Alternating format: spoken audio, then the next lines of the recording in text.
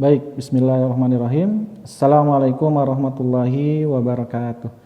Alhamdulillah puji syukur kita panjatkan ke Allah Subhanahu wa taala yang senantiasa memberikan kita kenikmatan sehat, kenikmatan yang banyak melimpah sehingga kita bisa bertatap muka ketemu lagi di pembelajaran IPA, yaitu bab kelima tentang makanan dan sistem pencernaan. Nah, materi ini materi baru untuk di kelas 8, walaupun kalian sudah pernah ketika di SD tentang sistem pencernaan. Di mana yang kita bahas itu meliputi nanti beberapa makanan pokok yang harus terpenuhi untuk tubuh kita, lalu kandungan proteinnya, lalu semuanya karbohidrat, lemak, air, mineral dan vitamin. Untuk sistem pencernaan nanti kita bahas meliputi ada saluran pencernaan, ada organ-organ pencernaan, lalu penyakit pada sistem pencernaan. Nah, hari ini materinya agak sedikit lebih banyak. Ustadz akan merangkum semuanya untuk bab yang kelima, jadi hanya satu pertemuan saja, yaitu tentang makanan dan sistem pencernaan. Baik, sebelum kita mulai ke pembelajaran, nanti yang akan tujuan pembelajarannya yang pertama, nanti kalian akan mempelajari tentang makanan yang dibutuhkan oleh tubuh kita. Baik itu meliputi karbohidrat, lemak, protein, mineral, vitamin, dan air. Lalu fungsinya dari masing-masing tersebut. Dan yang berikutnya kita bahas tentang tujuan pembelajarannya, yaitu untuk mengetahui saluran pencernaan, enzim-enzim pencernaan, dan organ-organ pencernaan. Lalu fungsinya. Itu yang akan kita bahas untuk pertemuan di bab yang kelima. Baik, yang pertama tentang makanan. Nah, makanan yang menjadi sumber utama untuk tubuh kita itu ada kandungannya ada banyak. Yang pertama meliputi karbohidrat, ada lemak, protein, mineral, vitamin, dan air. Nah, fungsi makanan untuk apa saja? Nah, fungsi makanan itu tujuannya atau fungsinya untuk penyedia energi. Maksud energi di sini untuk apa? Banyak, untuk seluruh kegiatan atau aktivitas tubuh kita. Oleh mau aktivitas berpikir, belajar itu membutuhkan energi. Aktivitas fisik lainnya membutuhkan energi. Bernapas juga membutuhkan energi. Berjalan dan yang lainnya itu membutuhkan energi. Nah, energi itu dihasilkan dari makanan. Yang berikutnya pembangun tubuh. Pembangun tubuh itu apa artinya? Itu membangun sel-sel tubuh kita. Apalagi misalnya kalian di masa pertumbuhan itu di usia rentang remaja itu masih mengalami proses pertumbuhan tulang, sel-sel tubuh, jaringan tubuh dan yang lainnya, itu dari fungsi makanan. Berikutnya pelindung dan pertahanan tubuh atau antibodi. Nah, selain yang tadi penyedia energi juga sebagai pelindung atau mempertahankan tubuh dari berbagai penyakit. Jadi orang misalnya cukup kondisi gizinya itu insya Allah akan terlindung dari berbagai penyakit atau virus khususnya, yaitu makanan yang seimbang dan bergizi. Baik, itu ya fungsi dari makanan, penyedia energi, pembangun tubuh, dan pelindung dan pertahanan tubuh. Kita bahas satu persatu. Yang pertama itu karbohidrat. Nah, sebelumnya kalian mungkin pernah tahu mengenai kandungan karbohidrat ada di mana saja. Sebagai pokok ya, karbohidrat itu kalau di kita ada namanya beras ya. Dari beras itu bisa dari roti, dari kentang ya, dari ubi, lalu dari singkong, gandum. Nah, itu mengandung karbohidrat ya, dan yang lainnya banyak ya. Itu mengandung karbohidrat. Apa sih itu karbohidrat? Itu karbohidrat itu artinya zat pati. Pati itu artinya polisakarida. Nah, di dalam pati itu mengandung petialin, itu enzim pada karbohidrat. Lalu menghasilkan kurang lebih 20-40%. Lalu menghasilkan zat amilum namanya ya. Lalu ada maltosa, lalu glukosa. Jadi ketika kalian misalnya mengunyah nasi sampai lembut itu akan terasa manis. Begitu juga pada beberapa umbi-umbian ketika jangan dulu ditelan itu akan mengandung namanya glukosa, laktosa dan yang lainnya. Nah, itu ya.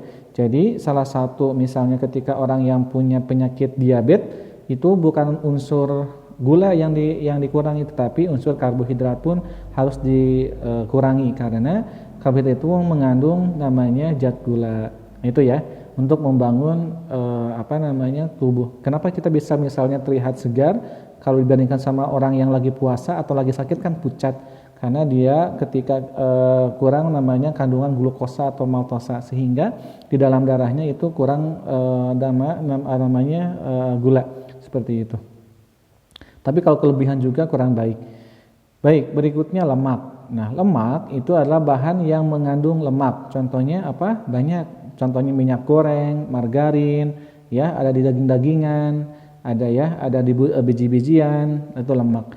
Nah, lemak itu bisa menghasilkan namanya pemulsi ya, atau cadangan makanan. Ya, atau nanti akan diubah menjadi gliserol, glycerinase kremanya seperti berikut. Nah, itu ya. Lalu protein. Nah, protein ini ada banyak, ada protein hewani maupun protein nabati atau dari tumbuhan. Tahu, tempe itu protein, ikan, telur ya, daging-dagingan itu mengandung protein ya. Dan masih banyak lain, kacang-kacangan juga mengandung protein. Nah, protein nanti akan nanti akan diubah oleh sistem pencernaan biar mudah terserap oleh tubuh menjadi pepton ya, dan yang lain-lainnya. Nah, ini ada beberapa asam amino itu dari protein ya. Nah, ini. Lalu berikutnya ada namanya mineral. Nah, mineral ini didapatkan dari sayur-sayuran ya, atau buah-buahan yang mengandung mineral. Ada unsur makro itu yang dibutuhkan oleh skala besar, ada natrium, kalium, kalsium itu dari susu misalnya. Lalu magnesium ya, lalu ada klorin dan sulfur. Lalu unsur mikro yang sangat kecil tapi diperlukan oleh tubuh kita, zinc ya, ada Zn, ada Cr dan Mo. Lalu yang larut dalam air misalnya ada vitamin C, vitamin B, jenis B1 maupun yang lainnya. Lalu unsur mikro ada vitamin A, D, E dan yang lainnya. Ini bisa didapatkan dari buah-buahan, dari sayuran ya, bisa dari yang minyak ikan juga sama dan yang lainnya. Jadi ini unsur yang diperlukan oleh tubuh. Lalu berikutnya ada namanya fungsi air. Nah, air mempunyai fungsi di dalam tubuh kita karena tubuh kita hampir 60% sampai 70% tubuh kita itu berupa air. Ya, mulai dari darah, ya, cairan dalam tubuh kita, dalam pencernaan itu mengandung air. Nah, fungsi air itu sebagai pelarut berbagai jenis bahan makanan dan vitamin. Lalu menjaga tekanan osmotik sel, lalu mengangkut makanan ke jaringan, mengangkut sisa metabolisme ke luar tubuh, lalu sebagai medium berbagai reaksi kimia, lalu menjaga keseimbangan suhu tubuh. Nah, ini beberapa fungsi air di dalam tubuh kita. Nah, ada beberapa juga di makanan itu ada namanya zat adiktif. Nanti kita bahas di bab berikutnya. Nanti zat adiktif ada berupa pewarna, penyedap, pengawet, ada yang alami maupun yang buatan. Nah, seperti itu. Baik, ini ya yang kita bahas tentang makanan. Nanti yang unsurnya ada karbohidrat, protein, lemak, mineral dan vitamin. Lalu selanjutnya kita masuk ke sistem pencernaan. Nah, sistem pencernaan pada manusia ini yang kalian ketahui kira-kira apa sistem pencernaan? Sistem pencernaan artinya beberapa organ yang fungsinya berkesinambungan atau saling keterkaitan. Organ misalnya mulut ke lambung, lambung ke usus halus, ke usus besar dan anus. Disertai beberapa organ untuk menghasilkan enzim, ada pankreas, ada organ hati dan yang lainnya. Nah, ini untuk membantu proses yang ada di dalam tubuh kita. Jadi hari ini kita simulasi menjadi beberapa dokter ya, ada dokter bedah, ada dokter organ jantung, organ lambung, ya, organ bedah mulut, usus dan yang lainnya. Ya, ini di dunia medis ya. Nah, menurut pendapat kalian, apa yang terjadi pada makanan yang kalian makan? Nah, kira-kira ketika misalnya tadi kalian sarapan, makan siang, makan malam, apa yang terjadi di tubuh kalian? Nah, itu akan dibahas di proses pencernaan di dalam tubuh kita. Baik, kita bahas pengertiannya. Pengertian sistem pencernaan adalah penyusun sistem pencernaan makanan terdiri dari dua bagian besar, yaitu saluran pencernaan atau traktus yang terdiri dari alat-alat pencernaan dan kelenjar pencernaan atau glandula yang mengandung enzim-enzim pencernaan. Itu untuk saluran pencernaan. Yang kedua, saluran-saluran pencernaan adalah mulut, kerongkongan, lambung, usus halus, usus besar, rektum, dan anus. Nah, ini beberapa organ-organ pencernaan. Yang kita bahas nanti ada beberapa organ-organ pencernaan. Ini meliputi mulut, kerongkongan, lambung, lalu usus halus, usus besar, rektum, dan anus. Ada juga kelenjar. Itu untuk membantu proses pencernaan berlangsung, yaitu ada kelenjar ludah di organ mulut, lalu pankreas ya, di dekat lambung ada organ hati. Nah, ini semua dalam proses sistem itu artinya berkesinambungan, saling mempengaruhi satu sama lainnya. Baik, kita bahas yang pertama, di mulut ada apa saja. Nah, mulut di mulut terjadi pencernaan secara mekanik. Nah, mekanik dengan bantuan gigi. Nah, gigi kita ada banyak jumlahnya atau 32 pasang. Ya, ada gigi depan, seri, ada taring, geraham. Nah, di mulut terjadi pencernaan secara mekanik, artinya dengan bantuan gigi dan pencernaan kimiawi dengan bantuan enzim. Jadi kalau secara mekanik itu oleh gigi karena membentuk namanya struktur atau pecahan dari makanan yang awalnya besar menjadi kecil-kecil atau menjadi lembut. Tapi kalau enzim nanti akan dibantu oleh biaya penyerapannya oleh enzim petialin di mulut yang berasal dari kelenjar ludah untuk mengubah amilum menjadi glukosa. Nah, ini fungsinya. Kenapa perlu diubah? Karena agar biar terserap oleh tubuh kita. Nah, itu ya untuk di mulut. Kita bahas yang pertama di mulut itu ada gigi. Nah, ini secara lapisan struktur gigi ada bagian 3 yang nampak yang warna putih atau warna kuning itu namanya email gigi. Lalu ada leher gigi itu di dalam gusi, lalu di dalam gusi paling dasar itu namanya akar gigi. Nah, ini penampang gigi ya. Yang terlihat itu kan lebih ke mahkota gigi. Nanti juga di gigi ada namanya saluran darahnya, saluran sel sarafnya. Makanya ketika kalian sakit gigi akan lebih sakit karena ada sel saraf di dalam gigi itu ya, pulpa dan sementum itu sel darah maupun sel saraf. Nah, lapisan gigi kita bahas email, lapisan terluar bentuknya ini keras, lalu warnanya kekuning-kuningan, mengkilat, ini warna gigi alami. Ketika yang warna putih berarti itu ada beberapa treatment dokter ya, yang warnanya putih. Lalu ada yang kedua tulang gigi atau dentin. Nah, banyak mengandung zat kapur untuk di bagian tulang gigi. Lalu ada rongga gigi atau vulva berisi pembuluh darah dan saraf. Nah, ini untuk rongga gigi. Lalu yang keempat ada gusi penutup leher gigi yang nampak ya seperti daging. Nah, itu untuk namanya gusi. Lalu terakhir ada namanya semen pelapis tulang gigi dan masuk ke dalam rahang. Nah, ini untuk struktur pada gigi kita. Nah, ini ada beberapa jenis gigi ya, mungkin sudah kalian tahu. Ada jenis seri, itu di depan fungsinya untuk memotong makanan. Yang berikutnya ada gigi taring, jenis gigi taring, merobek makanan, lalu geraham, mengunyah dan menghaluskan makanan. Nah, yang membedakan itu karnivora, herbivora maupun omnivora itu bukan jenis makanannya, tetapi struktur dari gigi. Nah, ketika dikatakan omnivora, karena di manusia itu ada gigi geraham maupun gigi taring. Nah, kalau di gigi sapi itu gigi taring tidak ditemui, makanya dia sebagai herbivora. Nah, gigi pada hewan karnivor, harimau yang lainnya itu banyak mengandung jenis taring, itu tidak ada mengandung geraham. Nah, itu ya yang membedakan antara hewan herbivor, karnivor bukan berdasarkan jenis makanannya, tetapi struktur dari giginya. Nah, ini ada beberapa rumus gigi. Gigi susu itu artinya gigi ketika pertama kali bawaan lahir ya, atau pertama kali muncul. Nah, itu. Nah, berikutnya selain gigi ada namanya mulut. Nah, di mulut itu ada lidah. Lidah pun penampaknya seperti ini, ada fungsinya untuk rasa ya, untuk zat kimia, dia menghasilkan nanti zat asin, asam maupun pahit. Nah, itu. Lalu ada namanya kelenjar ludah. Itu ini kelenjar ludah di sini. Kelenjar ludah itu di dekat rongga bawah ya. Nah, ini. Ini untuk kelenjar ludah. Nah, fungsi lidah. Fungsi lidah untuk apa saja? Yang pertama, mengatur letak makanan dalam mulut. Itu oleh lidah, mau di sebelah kanan, kiri, depan, belakang itu oleh lidah diatur. Yang kedua, membantu menelan makanan. Itu fungsi lidah. Yang ketiga, membantu membersihkan rongga mulut. Nah, itu lalu terakhir alat bantu bicara. Baik, itu untuk di rongga mulut. Yang berikutnya, ketika sudah melalui tahapan di rongga mulut, makanan masuk ke namanya kerongkongan. Kerongkongan atau nama lain dari esofagus, yang nama itu lainnya. Kerongkongan berfungsi menghantarkan bahan makanan yang dimakan dari faring, ya dari faring ke lambung, faring itu pangkal tenggorokan faring, dengan gerakan peristaltik esofagus. Kenapa gerakan esofagtik itu kayak seakan-akan ada gravitasi, jadi langsung menyerap. Nah, ini contohnya esofagus atau kerongkongan. Kalau tenggorokan akan untuk pernapasan. Nah, ini jadi ketika makanan masuk, maka tenggorokan akan menutup.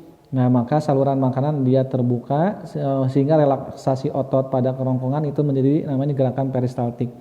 Lalu faring ini pangkal dari ujung mulut ya, kerongkongan. Makanya ketika ada orang lagi makan sambil ngomong itu tersedak karena saluran dari tenggorokan dan kerongkongan itu membuka bersama-sama. Nah, makanya ketika makan itu kan tidak boleh berbicara. Nah, Nah, itu khawatir nanti makanan masuk ke rongga hidung karena saluran tenggorokan itu membuka.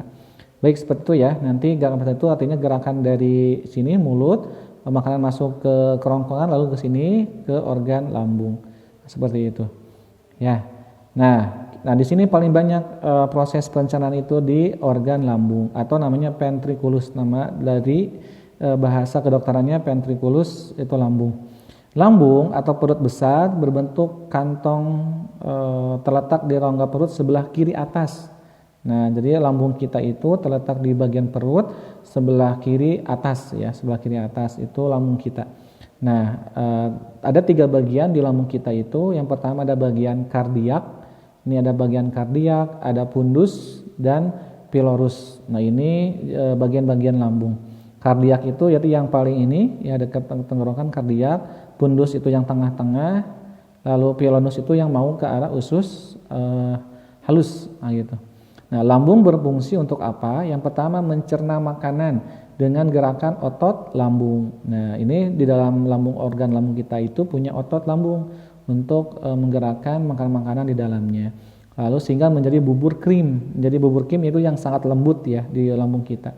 Lalu mengubah sifat protein untuk memudahkan pencernaan menjadi asam amino atau menggunakan bantuan enzim ya. Lalu mengaktifkan enzim lambung. Nah, di lambung ada enzim apa saja? Kita bahas. Nah, ini. Nah, yang pertama ada namanya enzim pepsin. Nah, ingat kata depannya P. Berarti itu mengubah protein ya menjadi pepton. Nah, ini. Jadi kita gampang untuk memudahkan nama-nama enzim pada organ pencernaan. Ketika nama enzim pepsin, berarti ingat huruf depannya P, berarti protein menjadi pepton. Hampir sama-sama kata-katanya. Yang kedua renin. Renin itu mengendapkan susu atau kazein dari air susu. Nah, ini mengendapkan air susu yang banyak mengandung kalsium. Mau dalam keadaan masih balita ataupun yang tidak. Lalu asam klorida. Asam klorida itu atau namanya asam lambung atau dalam hal ini dari HCl. Hal itu menunjukkan dia asam, HCl itu klorida, asam klorida itu asam lambung untuk membunuh kuman atau penyakit atau bakteri yang masuk bersamaan makanan. Nah, ini. Jadi ketika asam lambungnya berlebih sehingga menghasilkan penyakit MAH karena asam lambungnya berlebihan. Nah, gitu. Baik, itu di organ lambung. Berikutnya kita masuk, habis dari lambung kita masuk ke organ usus halus. Nah, ini usus halus kita ya. Ada pembuluh darahnya, ada ini juga sama. Ada kapiler darah, ada pembuluh limpa, ya gitu. Ini struktur halus dari usus halus. Nah, fungsinya apa sih untuk usus halus? Nanti kita bahas. Fungsinya itu untuk menyerap sari-sari makanan. Jadi ketika sudah diubah oleh bantuan enzim dari enzim yang ada di usus maupun di lambung, itu nanti saripatinya atau sarinya akan masuk ke darah. Nanti masuk bersama dengan darah diedarkan ke seluruh tubuh kita, ke otak, ke tulang, ke jantung, ke daging, ya, ke mata, ke hidung, ke lidah dan semuanya. Nah itu. Nah ini yang berikutnya ini penampang usus besar. Nah jadi ketika sudah mengalami di usus halus diserap beberapa yang penting zat yang digunakan oleh yang dibutuhkan oleh tubuh. Ketika yang masih ampasnya atau yang tidak diperlukan oleh tubuh maka akan masuk ke namanya usus besar. Di sini ada namanya proses pembusukan atau menjadi kotoran ya, pup kotoran. Kenapa berwarna kuning? Itu karena dia mengandung namanya zat bilirubin dari organ hati sehingga semua kotoran itu ada yang normal itu berwarna kuning. Ketika yang bersalin warna kuning berarti itu ada dari proses makanan yang dia makan. Nah, usus halus itu panjangnya kurang lebih 7,5 meter. Ternyata cukup panjang. Lalu ususnya terbagi ke dalam 3 usus halus itu. Ada namanya duodenum, usus 12 jari, ada jejunum, usus kosong, dan ada ileum, usus penyerapan. Nah, usus dua yang kayak usus buntu itu artinya usus di ujung karena dia banyak mengandung bakteri sehingga dia misalnya harus dioperasi. Itu penyakit ketika di usus. Usus halus fungsinya menyerap sari-sari makanan. Dinding usus mempunyai namanya jongjot pili. Nah, ini yang untuk dinding namanya pili untuk proses penyerapan pada makanan. Nah, ini kita bahas lagi usus kosong atau jejunum. Pada dindingnya menghasilkan getah usus yang mengandung lendir. Lalu enzim erepsin, lipase dan enterokinase. Jadi mengandung beberapa enzim.